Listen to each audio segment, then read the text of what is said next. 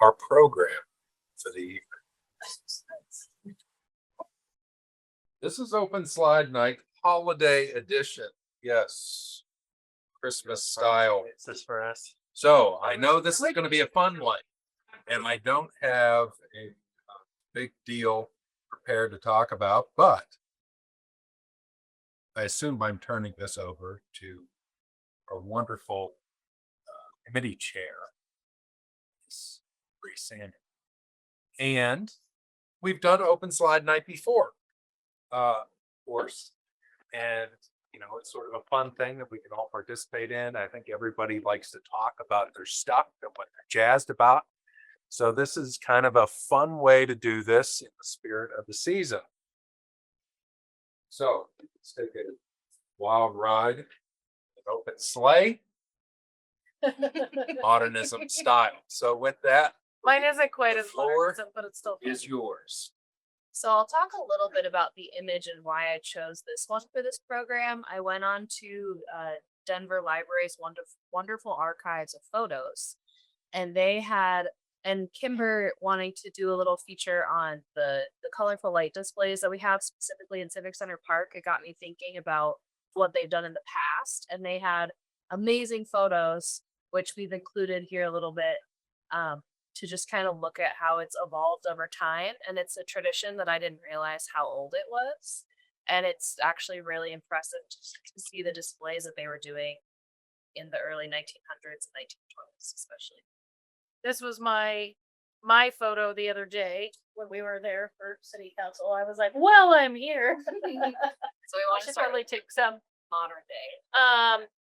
So I don't know if we want to talk about the history of, so Denver had the first illuminated Christmas tree, and it was, I'm going to read you from my notes. I just did my Instagram reel on this the other day, so I should know it. But on Christmas Eve in 1914, David Sturgeon was in his bed at his home at 4408 West 34th Avenue in Denver, and he was too sick to go downstairs to celebrate Christmas with the family.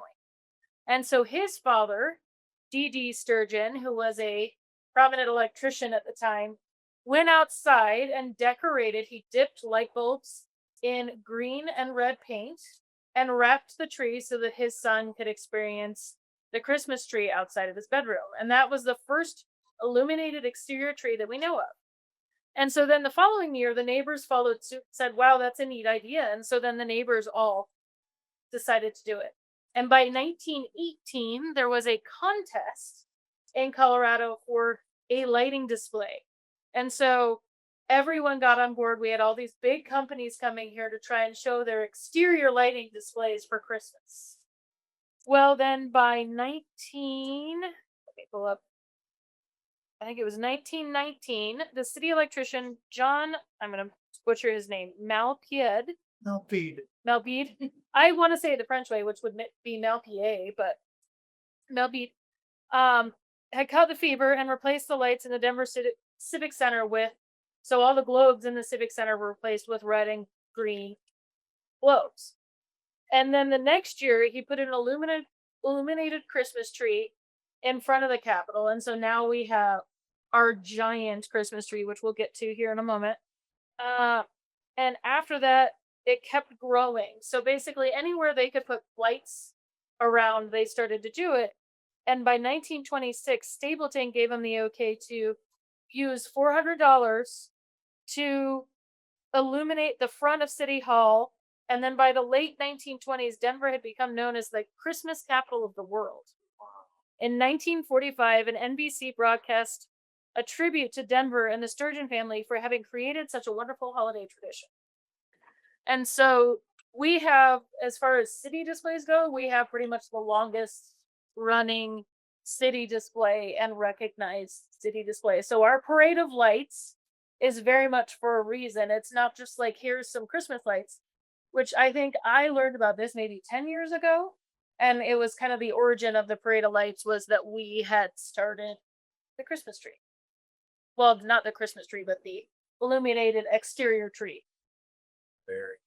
So I thought that was a cool story. And It's cool they were able to track that down, like that history is like available. to the street.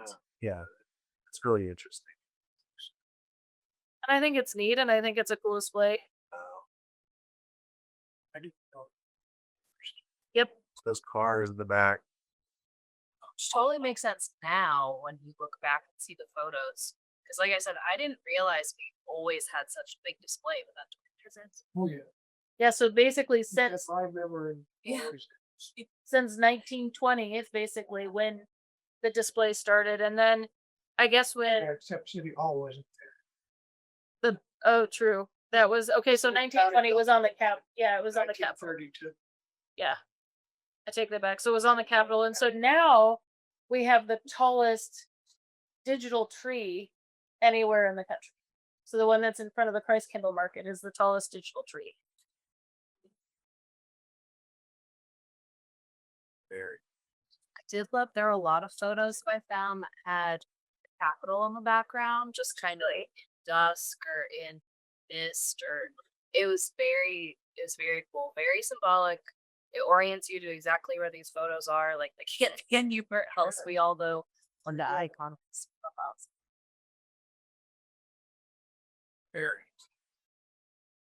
And we all know how much light is tied to our modernist things, so I figured that it was appropriate and the holidays. So why not know more about Denver's history? That's some serious knowledge. I had no idea.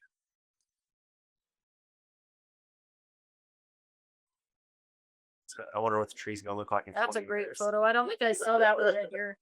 Is that one in the email? Because I don't think that's like that one. Is one after. Because as I was looking, I was like, okay, well, there's this photo of the tree, and I'm seeing trees in all the photos. So like, let's look at the larger light display, but like the tree is also tradition, as you mentioned. So this one, actually, you know what? I found this in an article. This was the I think that's the sturgeon family in the front That's there, early. and the knickers. Yeah. So I want to say that was there. so that's a really early. I think that's probably 20s. I think that's one of them I saw when I was looking up history again.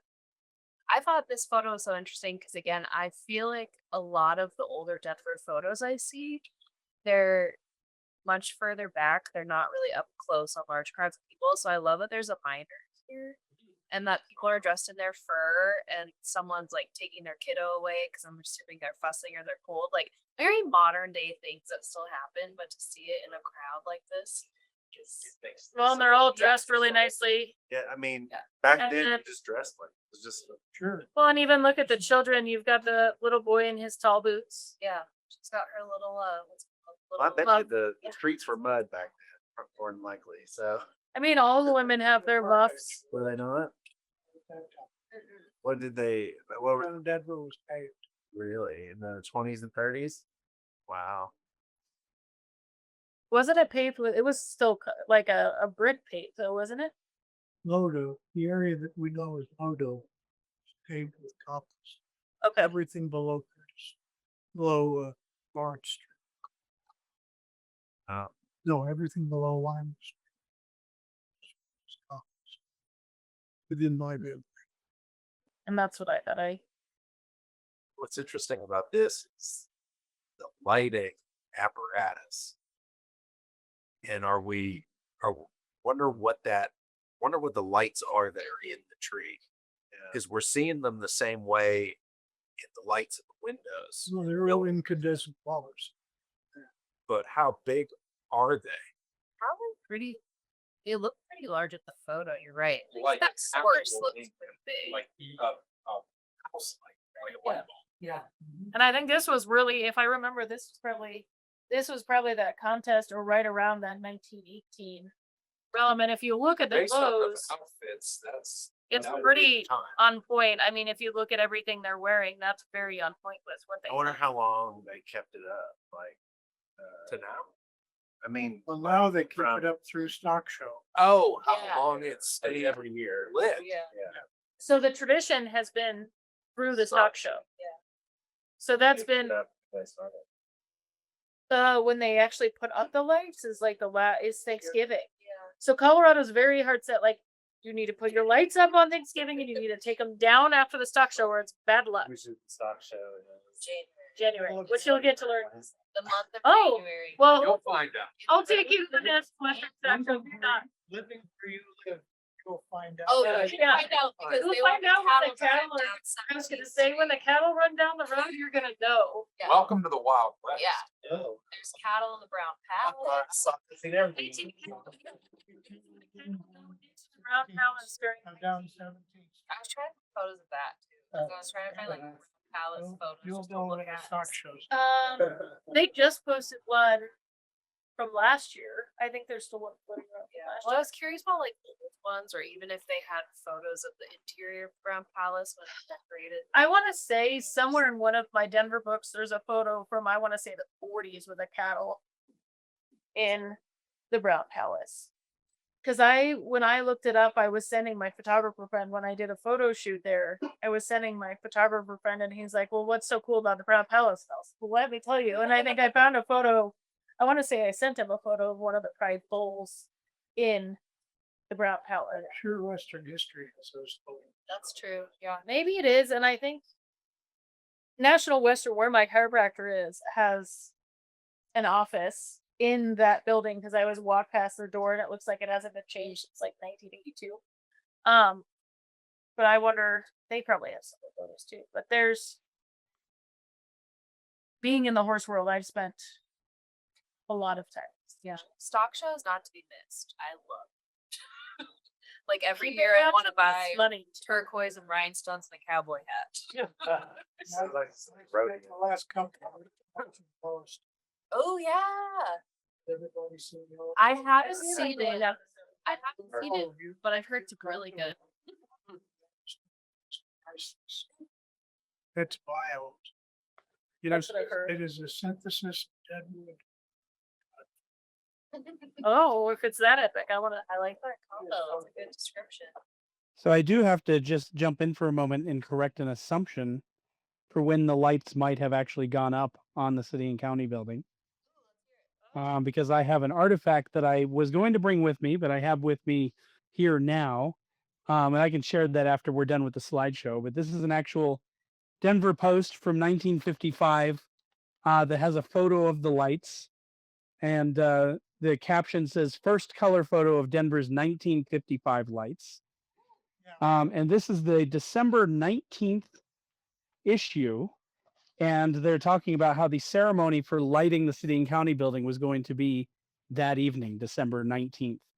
Okay, so it used to be later, is what you're saying, and now we've moved it much earlier because now it's because now I think they do it over Thanksgiving and then they do the parade of lights the first Saturday. Or is the parade of lights when they turn on the city I and think county it's when building? they turn them on. So then it's the first Saturday of December is when they turn them on. Because it's during parade of lights, now that I remember that. Having that aha moment. During COVID, it screws all up. Yeah, I know. They did. So it's You the go first pull that Saturday they out turn of- it on. A file cabinet you have of newspapers? Don't judge Sure us. did. That's a yes. So, Judge any of us for when Brie started, play states program, newspaper play. That's actually, you just go over there real quick. when Brie started to put the program together, and I was thinking about what slides I might include. Now, last year I gave our December program about the evergreen modern Christmas tree. And, we talked about that tree. We put that tree together and all that kind of thing, and talked about the idea behind it. But most people didn't really have that tree. Most people had this tree. And that's actually my grandmother on the right. And that's either my mother or my aunt bending down, putting the ornaments on the tree. The ball clock is still Great. mine. That was my inheritance. Our Miller clock. Yes. And I think he bought it. Grandpa bought that, I think in 47, which I think is the year it came out. Probably. It's original for sure. The house is their house. He designed it, and I think it was built in 55 or 56. Pittsburgh. So it was just outside of Pittsburgh. He was the design director for Peter Muller Muck Associates.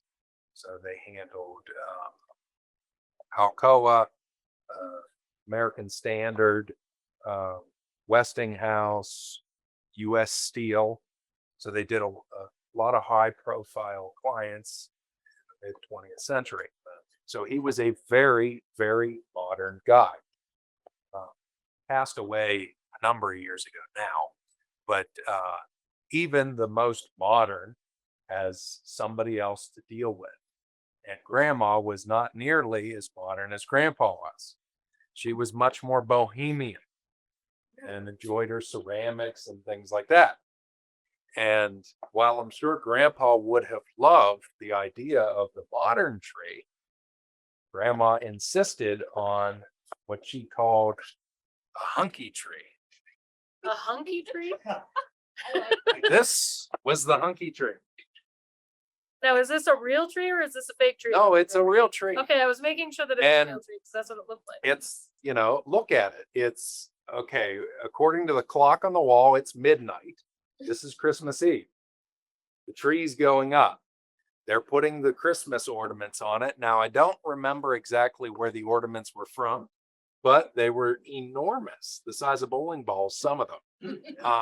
And they were all hand blown glass, but I don't remember. I think my hand might have them still.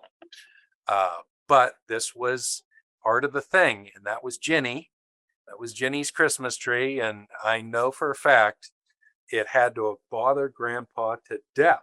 This ugly, weird looking Especially if you thing worked that for Ginny had to Alcoa. have. Okay, let her have her thing. Yeah, especially. If you work with an aluminum company and you don't have an aluminum tree, oh man. Oh, but he got his tinsel. And This is the aluminum tinsel tinsel. would be was layered on this ugly tree. I'm not sure who that is. I think that's my aunt's kid. I'm not sure who this is. But this photo must be taken either just after. I assume it's the morning, but the light doesn't look any different. But this is more of the house. And now the tree has all the presents under it. Little kids riding around on the thing. So I guess this is probably the Could be. Or he saw, ooh, look at those speakers. morning. Or he could have And seen this the bike is- early and was too excited and it wasn't wrapped up, so he just hopped on the bike too. So this is the tree, again, layered in the tinsel, this ugly sort of tree. There's Grandpa's KLH, 1965. My uncle got those when they passed away. Gosh, I would have loved to have had those speakers You know, myself. those are the ones I'm looking for, so Metal icicles. Oh, yeah. And that's the completed tree. And notice the time on the clock. It's an hour later. Tree's done and presents are there. It's ready for the morning. That was a pretty big tradition. Used to put the tree up Christmas Eve, wasn't it? For a lot of people for a long time. I think so. So, yeah.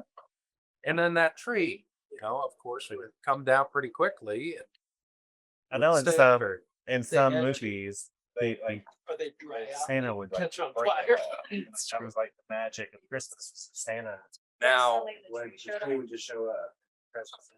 notice that there's no lights on this tree. Dangerous. So there's no lights on it. And even when I was a kid, I don't remember the lights. So, They did have lights on trees.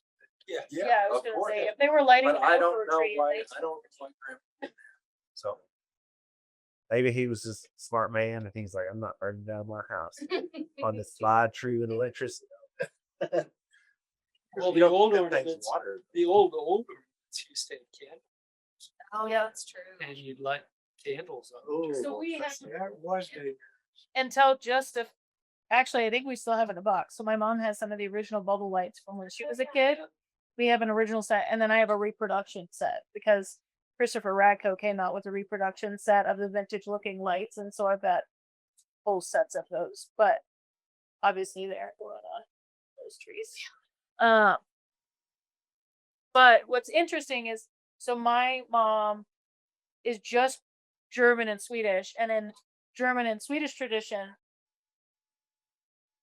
like St. Nicholas brought things into your stocking, but didn't necessarily bring all the Christmas presents under the tree. So you opened your presents on Christmas Eve, and you had a proper Christmas Eve dinner, and then you opened presents, and in the morning Santa gave you your stockings full. So that was like her family tradition starting as soon as she was a kid. So I think it just depends on what your family's heritage was, what your belief was. Because I know in some cultures even Saint Nick comes in like early December. And there's like the clogs and all that stuff. So it's all. Have you ever had to have that clock worked on? No. That's amazing. So when we talked about doing open slide night, a holiday theme, the first thing I thought of is fireplaces, because when I see really interesting design details, if they're honed into a fireplace, I get really excited about it. And that was one of my favorite Christmas traditions, was arranging the mantle with our stockings and fake snow and candles and angels. And my sister always said I did it better than my mom, so it's my task every year to do it. And it also got me thinking about the really interesting architectural ones I've seen back in college. And the quote from Frank Lloyd Wright's personal hearth at his home always sticks with me, because my teacher said that the hearth is the heart of the home, and that's why he designed the hearth fireplace to be in the center of the home. And so when I see really monumental ones, it just gravitates to me and catches my attention. But the quote that he had at his own home is, "Truth is life, good friend, around these hearthstones speak no evil word of any creature." And I thought that kind of went really nicely with the idea of Christmas, where the fireplace may no longer be the place that we're cooking meals and doing a lot of daily tasks, but at the holidays especially, it's kind of an icon that everyone comes around and with family and friends, and it's all about good tidings. So I put together a few photos of fireplaces that I really loved, that I've kind of seen fly by or in books or online, and they range in styles. So I'm curious to see what you guys think of them. But this one, it seemed fitting to show the Hotel Geneva fireplace that Frank Lloyd Wright did. Again, this one having really intricate detail, but also really monolithic pieces like the little perches next to the fireplace, and these huge spheres that are just so big and heavy. And then having the top be so radial, and again having, of course, in his style, having a lot of horizontal low elements. But one thing I always loved about his fireplace designs was there's always a perch nearby, and there's rarely one. It's always two or a bench or something for gathering.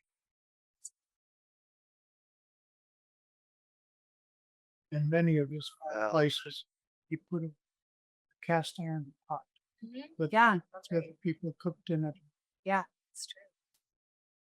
And then this is a living room. I don't know where it is though, because I know Arthur Elrod didn't only do interiors in Palm Springs. I did find one actually of one that he did in Idaho, which is pretty cool too, but it didn't make this slide deck.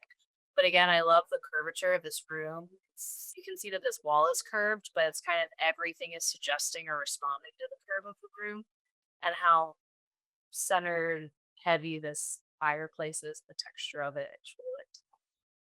And then this one on the right is actually a house in California where I wasn't able to find the name of the architect, but it was featured in LA Times, and it's they called it an Encino house. So I'm assuming it's in Encino, California, from the 70s. And again, I kind of like that these two kind of spoke to each other, where again, this has the circular emphasis, and the fireplace is really the anchor point of the room, and you have these amazing ceiling details happening and these different use of materials, texture. And again, it's the circular form, even though this one's a little bit more literal of you have to step down and it's that sofa seating area, but I think the two speak really nicely. It almost looks a lot. I'm gonna message my friend who seems to know everything about the greater LA area, so I'm just gonna shoot it. See if they can have down. Even down to the globe, Advent metal. It's like that's the new Guinness. It looks like they had a matching one over the dining table. Oh yeah, you're right. Oh, they're in the background. Nice. Yep. And then this one we've seen very recently from Tom Hart's presentations on Hawaii, on his trip to Hawaii for the Docomomo um, symposium. And this fireplace caught my attention for me as a showstopper of that presentation, so I wanted to have it in here again. So this is the I'm gonna butcher Lily Strand. Boot Strand House by Vladimir Ospakov. So I thought that this one again was a great one to have in here. I know we had talked about this cantilever and just the design of this fireplace and how again it's still a statement piece, but I feel like it fits really well into what's going on in this room, and it's very small details like that that kind of make it monumental. in some The way. extended hearth is so cool. I love that. You'd love. There's a house in Arapahoe Hills that has the most ridiculous, potentially dangerous extended hearth I've ever seen, but it is epic. Okay, so the hearth goes. It's one of the homes that you walk in. So like the main living area is actually on grade, but they have you enter the home from down below, and then it's a split level. And so you walk up, but where the hearth is where the front entrance is here, and you're up a level, and the hearth is actually here, and it floats, and there's nothing under it like that, and it connects to the other wall. There's that much space of a gap that just goes straight to a staircase. So if your dog went bolting, your dog is flying down a story of stairs. And it was wild, but it like I think I've sent a few of you 15 ways of your mid-century modern house will kill your children. And like I walked in that house and I was like, that fireplace is monumental, but it would kill my dog. But it's like this where it has that. But imagine add another 2 feet to it, and then there's another connecting wall, and then it stops at that connecting wall. And it's incredible, but you're like somebody like a small child or a dog or a cat can easily just straight into the front entry, just topple down, or even if you went really wrong and you fell in a little, you'd end up all the way into the lowest level. Oh my gosh. Yeah. Wow. But I think I could get away with back then. I wish I had taken a picture of the inside. I could tell you which house it is, but I don't have a picture of the interior of it. Sounds Where's the house? It's in Arapahoe Hills. It's on the corner of Chimeo and Bruce Southern. I believe so. It looks very much like one of his. I'll find you the. So then these are a lot more sculptural, but again, experimenting with really interesting material. And this is Valentine Siegel, and she was an artist practicing in Paris, and she really became. It's interesting when I've been reading up on her, she became better well known more recently, actually after her death. She was still, I want to say, she was still creating art until the early 2000s. And the reason why she's lesser known is because her pieces are huge and they're not easily movable. She did sculpture and fireplaces and built-in furniture and things like that. And so they're all pieces that are built into these homes, and it's hard to bring them into a museum and preserve them. And I also liked that when I see these shapes, they definitely look earthen inspired, but I didn't know that her real inspiration was the ocean. So she would go walk beaches and find shells and rocks, little things. And there was even a quote from a fisherman about her. So clearly she was just kind of into anything that brought her to the ocean and to the element of that place. So I thought that was really neat. And when I heard that, I could see it a lot more in her curves and shapes in her formations. I thought her stuff was really cool, and it's funny because this kind of stuff is definitely trending now. So it reminds me of the kiba. Like the traditional Southwestern. I just had to look up the name again. The traditional Southwestern fireplaces, but like a modernist, twist, on that. I love that she put a little mouse hole down there. Why didn't you even catch that? It's Keep them inspired. But again, I like that this also incorporated different ledges of things where it's kind of pick your own adventure. I mean, imagine if you had put a pad on this one on the left. Yeah. And then you just have that fireplace going, and you could just read a book and sit in there and just sit there forever and be phenomenal.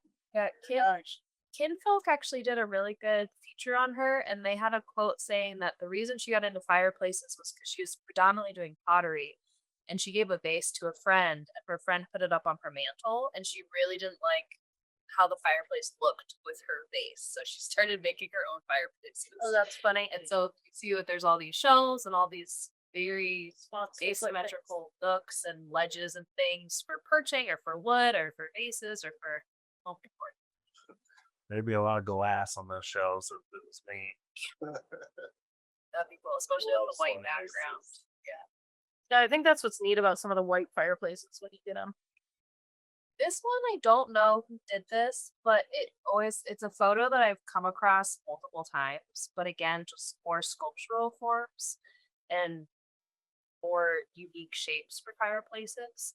And I really like that you can see the connection where this is truly the chimney as well, and you can see where it comes up from the house. And then, so this fireplace is an image that I found, but the source said it was from Xavier Caballero's house in Catalonia, and I couldn't find a lot of other images to support that because whenever I look at photos of his house, this fireplace is not a prominent image that comes up, but it matches the floor. His house has these angled floorboards in it on the floor and ceiling and lots of arches. So this is what the source said, so I'm rolling with it. But it also kind of led down learning more about his house and how you guys need to be familiar with it, but it's basically just he's still building onto it. It has over 25 bedrooms and it's something insane, like 9 buildings are all connected by archways. And so this is still a work in progress, but I really like this fireplace. Again, how it's using different volumes of forms, curves, squared off corners, and having kind of a little recess where you have the flame live. But again, just a very much lower fireplace. Oh, would in this instance would sit around it and level with it versus some of the others. Sounds like a Potter Chester mansion. I've had some of the coolest fireplaces, and it's interesting you talk about it being the center of the home. Is there's a home in Evergreen that I sold to my clients who have a Russian style fireplace. We'll get there. It goes from you enter in on the main level, but it's a 2-story, but it's a walkout basement as well. But it goes all the way from the walkout basement all the way upstairs. And what was super cool about it is that the architect had done a wraparound staircase around this round fireplace that goes through the whole house. So your access to the upstairs is on this metal wraparound staircase that goes all the way up, and he used rail mining carts. From the mining carts, he used the basically the ties, the big steel rope. Wow. They went all the way around. From those, it was used for the handrail for the wraparound of the fireplace. Now my clients came in and took the carpet off and made it a little thicker and actually put like wood treads on it and made it like much improved it. But the way that the Russian specifically style fireplace is that it spins. So what it does is instead of the flue going straight up, it wraps around on the inside of this thing. So it compresses the heat. So this whole fireplace can heat that entire house because it concentrates the heat and it radiates out. I told them I'm not sure who you have to hire to clean Yeah, that.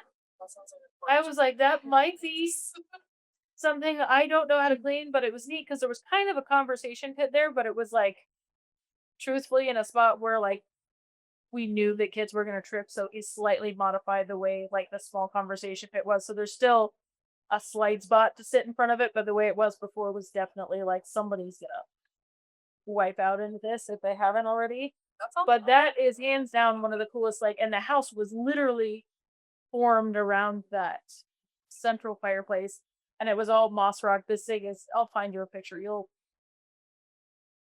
sounds awesome. Fireplace. Wild. So this is actually a house that when we were having our board meeting and we met with John and Dana, John mentioned that this house is for sale in Albuquerque.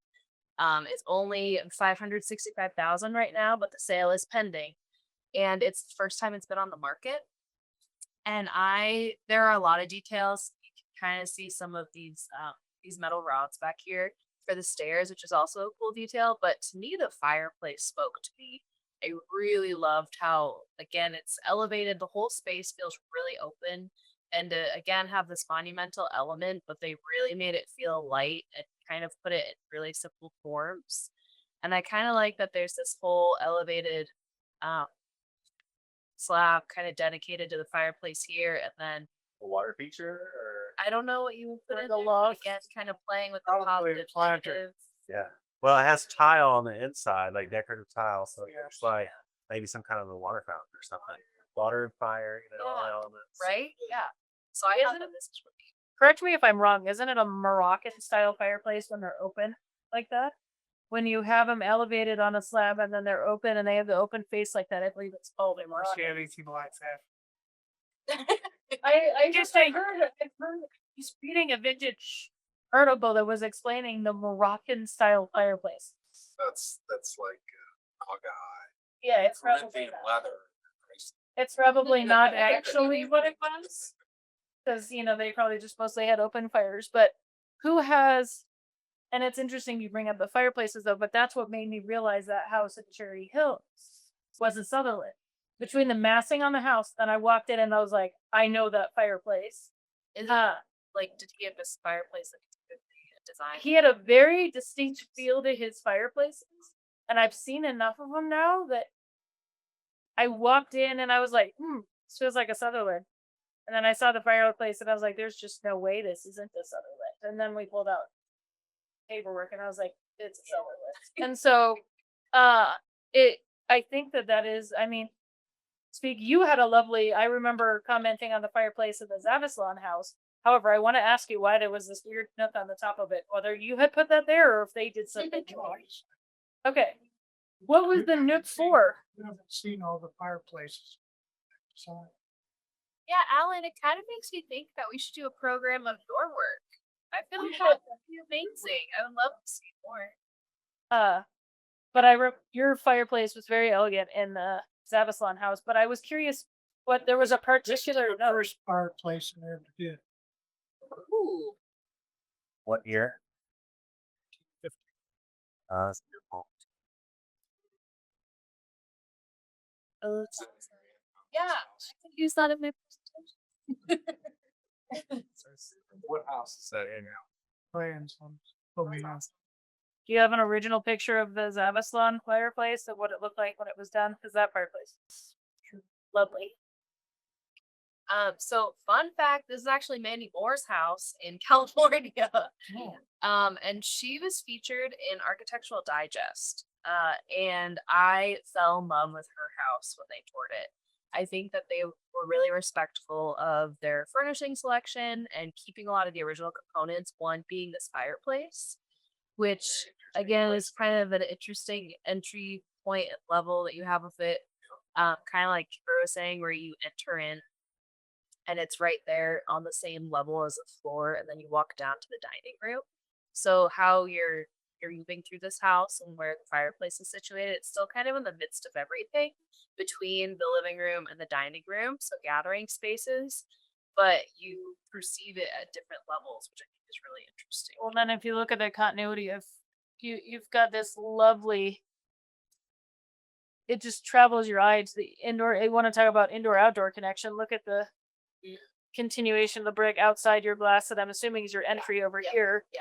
And then you've got this that just flows you straight outside without you ever, that visual continuity that Adam likes to talk about a lot. But it's just great to see that everything is just here. That's a lovely space. And I wasn't familiar with Harold B's his work, but what was that on? But he apparently was kind of one of the lesser known architects who did get into Palm Springs, but he ended up doing a lot of his work in Pasadena, California.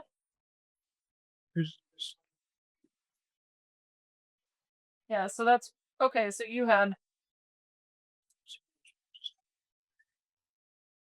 which I thought that was, you'll see what you guys should see that. Oh, that's sweet. And so was this, my question is, and I had meant to ask you this after I toured it. This was meant to be kind of your mantle where you could put things if you want it, correct? And then this was just to create that Just to breathe. visual entrance and a cool space. I love that. This is our couple of fireplaces.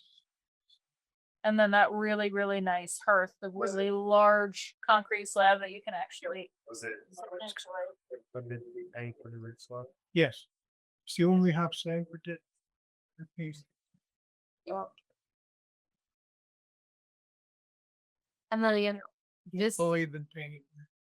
I'm with you on that, Alan. Very rare. Unless it's a cool ad, from way back when. Yeah.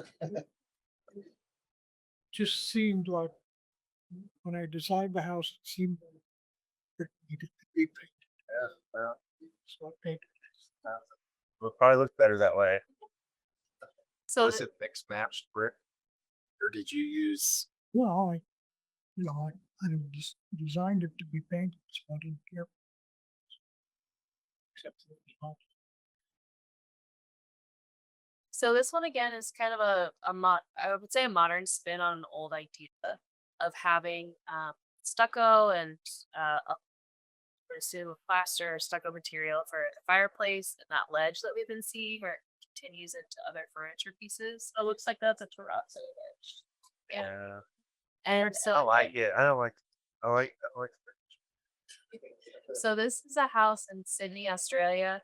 And again, this house is definitely in use for me. I saved so many photos of this house because I love their use of color. And it was a renovation.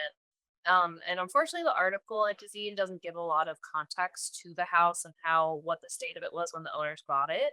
But it's definitely a lot of concrete and it was not very well lit and people hadn't lived in it for a while. And so with this renovation, they put in more windows, added more color, added some design details. But again, I really like how in this one, it's still a very monolithic fireplace, but it's serving a lot of different uses. It's big enough where you can display art on it. It's coordinating with some of the custom shelving and millwork they have in here and just how it becomes integrated into the space. The bottom right has, I don't know if it's a piece of wood or brass or what that is down there, but I wonder Yeah. why it's not. Maybe it's actually your flute pulling it, or maybe it's a fan or something. Could be something for the fireplace itself.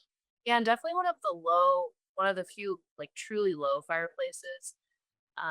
Like in some of the other houses, they have the open fireplace where it's hovering above, but I feel like this is the only one where it's truly engaging with the wall, and you really just got that really narrow opening to the fire. It's a different style. I wonder how far the hearth actually extends. Do you see those two pieces sitting on it? I wonder how far it extends past there. I wonder if it wraps around that wall to create a bed. All of the little statues look pixelated. Like they're meant to look that way. Oh, I mean, You see that? Is that the photo? Because the rest of the photo doesn't look that way. But like those statues over there, that one, and even the one on the shelf over there, they look like they're not perfectly round. I feel like some of the edges in this photo aren't quite as crisp as they could be. Could be. I can kind of see the optical illusion. Like, I love this drape though, the way that it's actually integrated into the ceiling. I've only seen that in a few houses. Yeah. Where you do the room division with the drape. So nice to actually do that. I wish I could do that. Super sensitive. And that's the last one I had. That's pretty. I want to show y'all a fireplace. So this was another photo I found of 16th Street Vault. Oh, well, that's a bit from the 1960s. No, that was not the 16th Street Vault. 16th Street. Yeah, but it was cool. It's hard to see it here, but I used to work over at Stout at 16th. And so this building actually is what caught my eye first thing. I was like, I know that building. I like how they're floating candles on a base of a star. 16th Street. Very loud. I feel like I should do this now. It would be lovely. I wonder where all these old Bethurst go Right. die. Yeah. Where is the That's a graveyard? Question. I feel like you can make an exhibit out of that. Like the neon museum. Happy New Year's, Right? the Civic Center. Yeah. I was like, Yeah. where did all that go? Well, and then I found photos too of the what's it called, the Greek theater that's in Civic Center Park, and they used to even decorate that with garland and these huge wreaths and all these trees and Merry Christmas and garland, like all these things that definitely are not in the budget now, but That would be epic. I don't think I've seen any of those photos. Now that feels like such a unfortunately non-used space. Oh yeah. Well, thank you, Brie. Since we're talking about lights, hello, and I don't have an image, but if you go up to Boulder and see the flat staff star, it was put up in 1947. So this is the 75th anniversary. of Flat Staff. Did Boulder do the big event for it or like lighting? It's lit from Veterans Day until usually 12th. Salida's tree has a long history too on this note. Yep. I can't remember what it's how many years it's been, but it's That house came up for sale earlier this year. So that unfortunate. And it was all over. That's in Georgia. I think some of these lighting displays came up after World War II. Big, big time. Oh, I went to school in Savannah, and modern homes were not one that we saw very often. oh, that's good. Disco Yeah, fireplace. Conversation today tonight. Fireplace. Very interesting. I like the indoor-outdoor ones too, like Kimber style. The one side's inside. The other side there's is some really great ones in both Arapahoe Acres and Arapahoe Hills where you have the indoor fireplace and then the built-in barbecue on the back side of the fireplace, and you'll see that quite a bit out there. Applewood field, several rambling ranches with the big fireplace, and then on the back side you have the built-in barbecue on the back side of the fireplace, which is